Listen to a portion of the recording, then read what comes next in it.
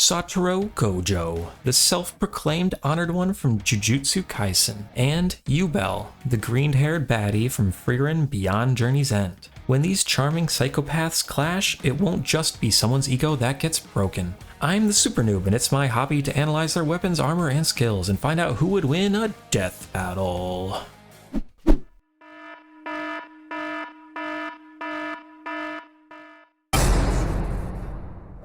Imagine if the negative emotions of humans spawned monsters that wreak havoc across the globe. No, not broccoli-haired pranksters, like literal demons. The universe of Jujutsu Kaisen is ruled by cursed spirits and the cursed energy they are born from, is what I would say if it were not for the brave Jujutsu sorcerers that stand against them. Satoru Gojo just so happens to be the greatest sorcerer of the modern era, possibly of all time. His birth was so monumental that the balance of the world was thrown off keel. Criminals were forced into the shadows, Jujutsu society became complacent, and the cursed spirits totally stepped up their game in an attempt to reach Gojo. Attempt would imply they had a chance, which they failed to grasp in embarrassing fashion. Yes, Gojo is literally untouchable.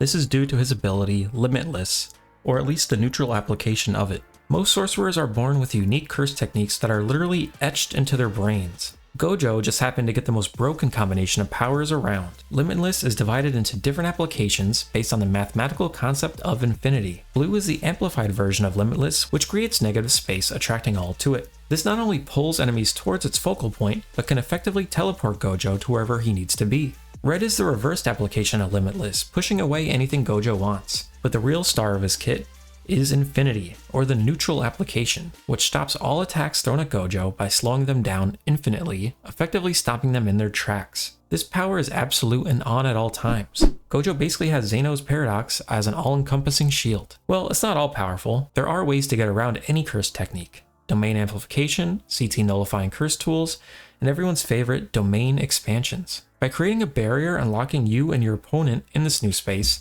you can nullify any protective magic to enact a sure hit attack. Gojo would have been cooked if it wasn't for the fact that only one domain can exist in the same space at the same time. Only the strongest, most refined domain will be left standing, which, once you know it, is almost always Gojo's. Gojo's domain sends all knowledge of the universe into your brain at one time, leaving you in a vegetative state. I'm starting to get the feeling this guy is kind of busted. There has to be a downside, right? Well, yes. That would be the immense amount of cursed energy it takes to use all of his powers. Infinity isn't strictly passive. Gojo is using his cursed energy to produce the effect. Well, about that. Gojo is able to bypass this restraint through his eyes, or the 6 eyes to be precise. This is an inherited trait of the Gojo clan, which gives him near perfect curse energy efficiency, Sherlock Holmes levels of perception when deducing someone's techniques, and it makes him look like this. This combination of Limitless and the 6 eyes hasn't been seen over 400 years. Well, it's no wonder these curses couldn't see just how great Gojo is. They don't have his special eyes. These curses are manifestations of humanity's fears, like fear of the sea, forest, or volcanoes. Even with domain amplification, none could lay a hand on Satoru. Here's him crushing the collective fear of forests Hanami with just Infinity. But that's not all. He has regeneration through RTC, killed 1,000 transfigured humans in 299 seconds, that's 3 every 1 second, and fought a 3v1 against the King of Curses Sukuna, a fight in which he dropped his maximum technique Hollow Purple, which combines both the blue and red shifts into imaginary energy that destroys anything it touches. Ugh, first math and now color theory. I'm having to recall everything I learned back in grade school. This would have been the end of the fight and the series, but Sukuna had other plans, literally slicing the world asunder to bypass Infinity and put our boy down. Failure. Hey, I said there would be spoilers. Even after losing to Sukuna's jumping, Gojo is not to be played with. Only the truly psychotic would even think to fight him. Looks can be deceiving. Thankfully, in the world of Frieren Beyond Journey's End, names kinda give the game away. This is Ubel, an unassuming mage with serious skills to back up her knowing smile.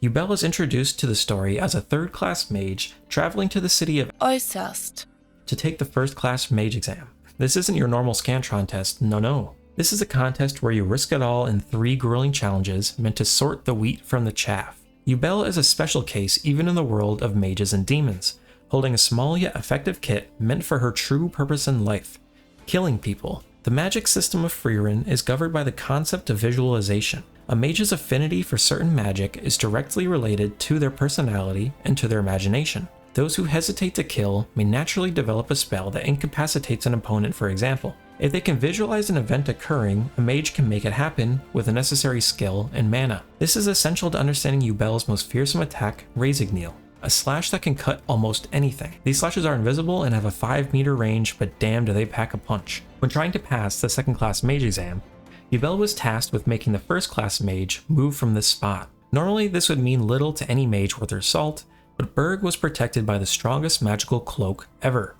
This is no joke. Berg hadn't taken a single scratch since he donned the drip, but when Ubel took her shot, she cleaved the first class mage in half. Razorkneel works off of Ubel's visualization. To most mages, they would sense the magic from Berg's cloak and would instinctively know that they had no means of harming him. Just like you would feel if you saw an elephant walk by your jeep, Ubel sees the world differently and only cares about the material she is attempting to cut. Ubel loves the sensation of shears through cloth. It is so ingrained in her that scissors beats cloth that she can't help but slash it in two. Ubel was able to use these slashes to finish off an exact replica of another first class mage, Sense, whose hair is in a league of its own, both offensively and defensively. First class mages are said to make the impossible possible, but even Sense was utterly shook by even thinking of fighting Ubel. How can you blame her when Ubel also has Sorgigmeal, a spell that not only stops a person's movements, but also cuts off access to their mana. This power only works if the target is fully in view. Not a single hair can be out of sight for the spell to activate. Ubel copied the spell from her fight with Weerbel. Ubel can copy any spell simply through empathizing with her target. Although Ubel's spell is less refined than Weerbel's, she can still cast this whenever she needs to.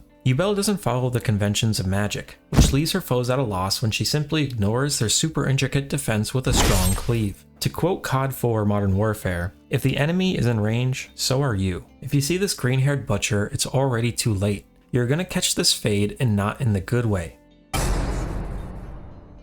This video is sponsored by the dopamine rush I get whenever you lovely people like, comment, and subscribe. Now's a great time to comment who you think will win below. Don't worry if your favorite doesn't win, you can always edit the comment after and tell me how dumb I am.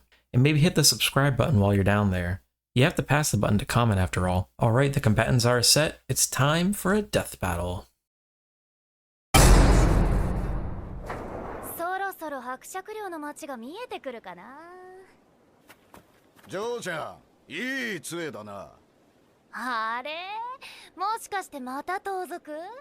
せっかくアウラが討伐されて平和になったっていうのに。さっさと荷物まとめて。大丈夫。僕最強だから。ありがとう。助かったよ。私は魔法使いユーベ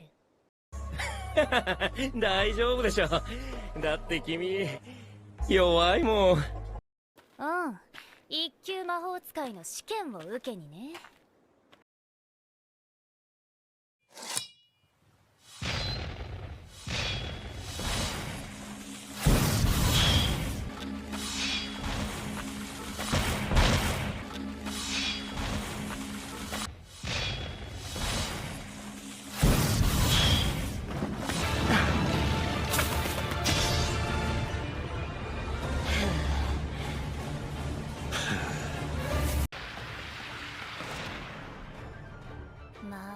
距離を詰めてくるよね。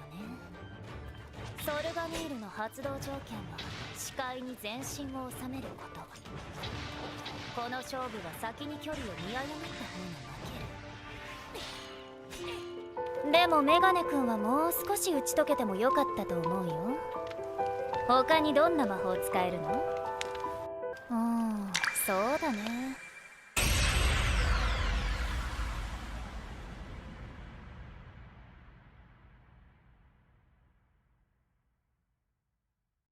その頂点を自分を肯定するためにいつもの自分を曲げちまった。その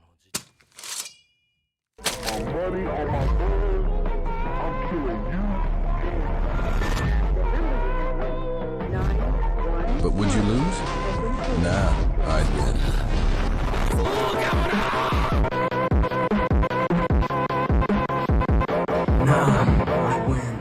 でもメガネ君はもう少し打ち解けてもよかったと思うよ。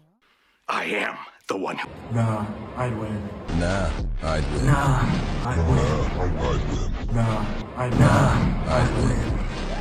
そういえば鳥を捕まえる魔法使ってたっけ Nah, I'd win.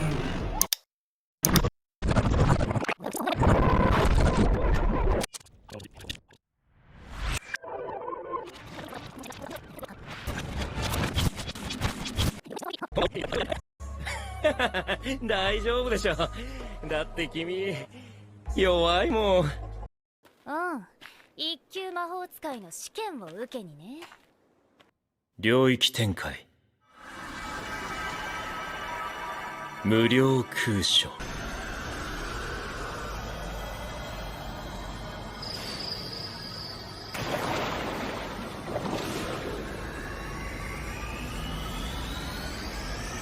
はい、私は大変健康です。皮肉だよね。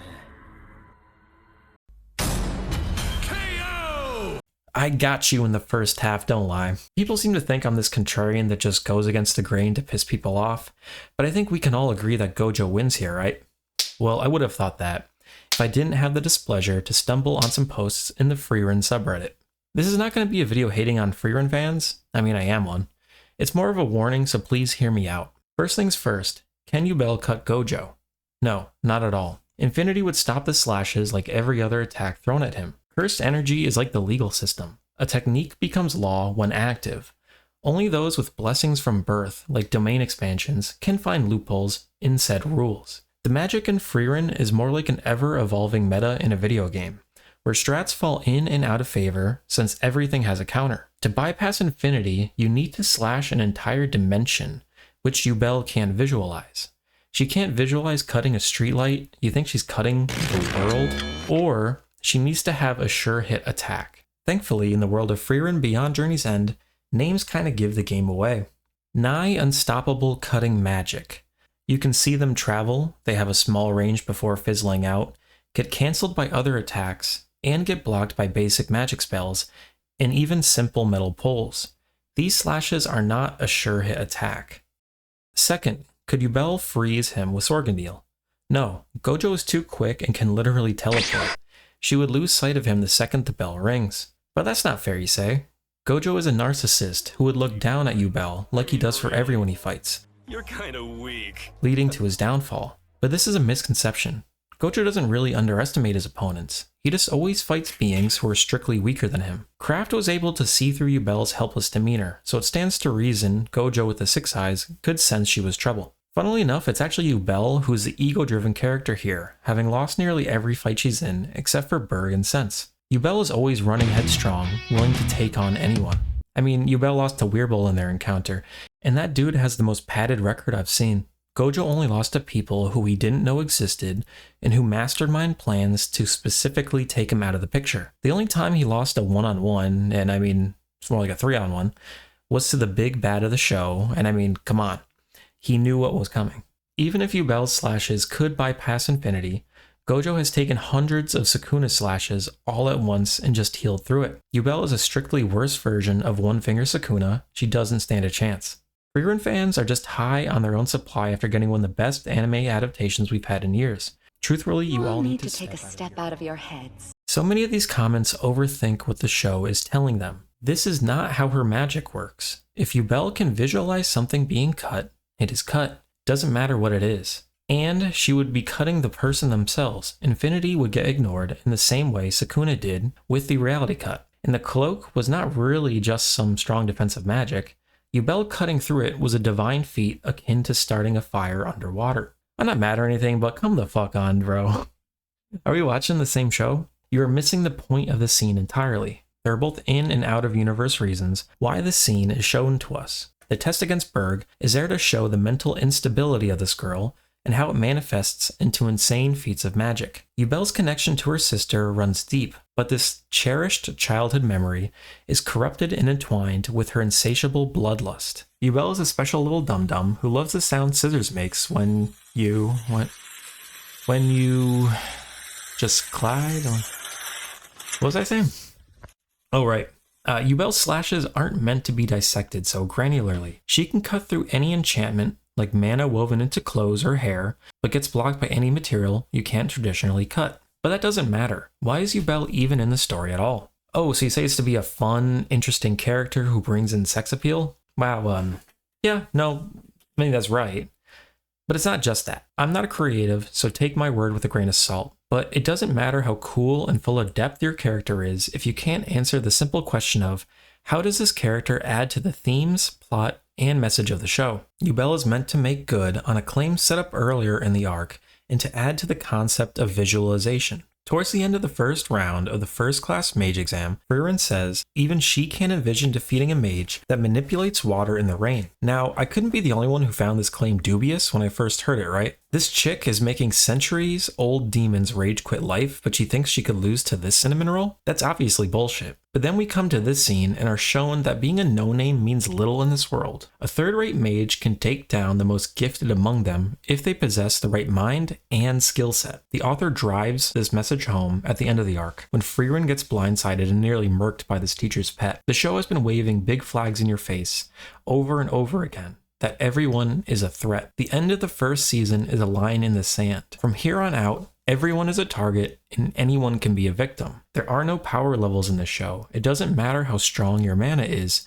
someone can come along with a busted ability that perfectly counters yours. This is why having a well-rounded party is essential to survival in the world of Frieren. Later on in the manga, Frieren fights a demon who doesn't know yet that she can fly, and tries dropping her from the sky. He is so sure that this will kill her, and we have no reason to doubt him. It seems to have worked for him in the past. Durability isn't really a meaningful concept in this world, outside of warriors who are seemingly immune to fall damage. But look at this fight in JJK by contrast. This is a day one version of Megumi, and he's getting thrown through walls faster than the Kool-Aid Man. Forget terminal velocity. If we take my calipers and judge the wind resistance, we see that Megumi is traveling really fucking fast. The blood pouring out of him isn't even from the concrete, it's from Sukuna's punches. If you are lacking in any one stat, or don't have a barrier technique, you are just dead. In Frieren, you need a well-rounded party. Cooperation is survival. In JJK, it's the rugged individualist who will live to see another day. It seems like the messages of these shows are diametrically opposed.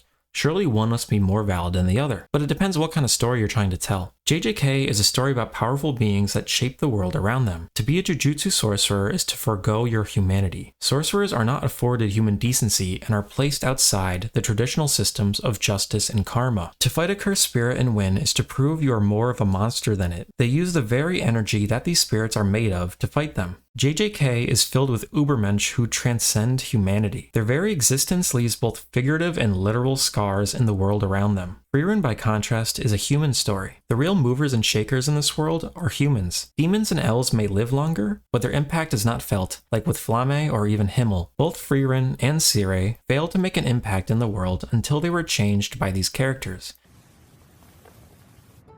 A mere 1,000 years.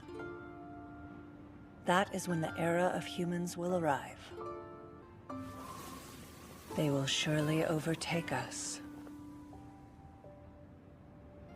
For if anyone cuts your long life short, it will be the Demon King himself.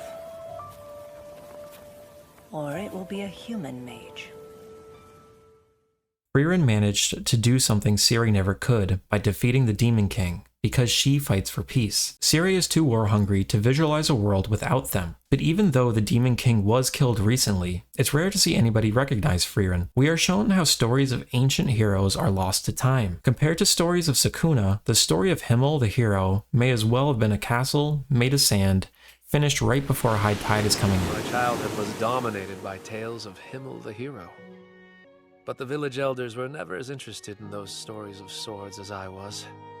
They'd talk about how he defeated the monsters that attacked the village, or how he once guarded some merchant, or how he helped little old ladies carry their groceries. But when the elders shared them, their eyes lit up bright, as thrilled by these small deeds as I was by the great ones. After Himmel the hero died, and the remaining demons started acting up, that's when I finally understood. Even the Demon King, none of them meant as much as home. And home keeps your hands too full to worry about that kind of stuff. And all that to say? That the small stuff counts just as much. Himmel's less exciting adventures are what guided me here. It's scary to know that you'll be forgotten someday, but reassuring to know life will persist without you. The main character may be an elf, but this is truly the era of mankind. This story feels magical because anything is possible, and everyone is a threat. Obsessing over these shows will eventually lead to you making up shit in your head. Ubel doesn't possess divine techniques. Her power is uniquely human. It's literally empathy. To clarify, I'm not saying that any of these characters from JJK can beat anyone from Frieren. Even with Gojo, there are characters that stand a chance against him. Only one with a good chance, mind you. I simply dislike when people ignore the facts and messages of a story to fit their personal agenda. If you're a fan and post on the Frieren subreddit, please hear me out. I didn't speak up when you guys started turning these characters into spank material. I held my tongue when you guys started shipping a grown man with a teenager. I wouldn't even know where to begin untangling that shit, but I will not sit by and let you guys start power scaling. For those who want to point out the hypocrisy of me calling Frieren fans obsessive for posting a single comment that took a minute to write, versus me who spent countless hours making this video, I say you're right. I did put a lot of work into this video, and I hope you enjoyed. If you're still watching, I'd appreciate a like, comment, subscription, or any combination of the three. My next video will be much shorter than this one, thank God, and it will be on Jamie Oliver. Not even joking. Okay, bye.